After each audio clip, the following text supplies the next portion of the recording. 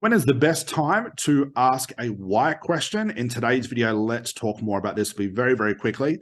There is no such thing as the wrong question in my eyes. And just follow me with this, guys, so I can make this point, and hopefully it'll help you guys as well. There's a lot of things in the industry that says you have to ask these top 10 questions. You have to ask a client this question.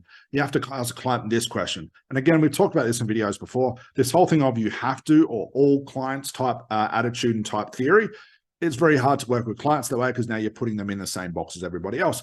So my point is, when do you ask a why question? Well, you can ask it anytime.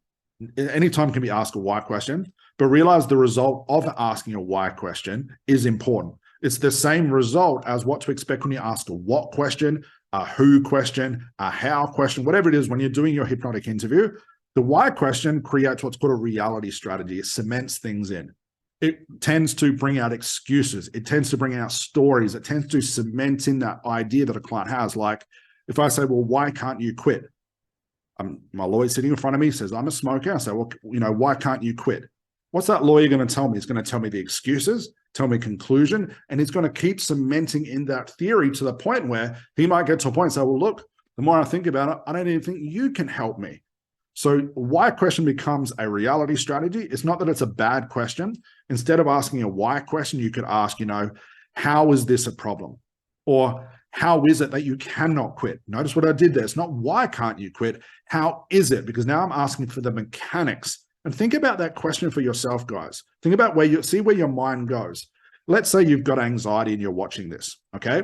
Or knowing that I'm talking to therapists, let me ask you this. If I ask you, why can't you get paid clients? You're going to give me excuses. I can't do social media. I don't like doing Facebook Lives. I've got a family. Excuse. It is what it is. But if I say, what's stopping you? Think about where your mind goes right then. And think about this for yourself.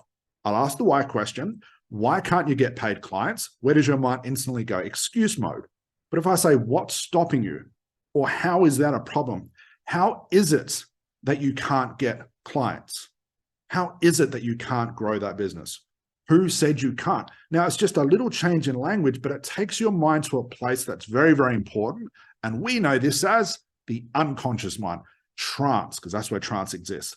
So all in all, guys, when you ask a why question, it is a cementing reality in. A why question is great at the end when you're doing your testing.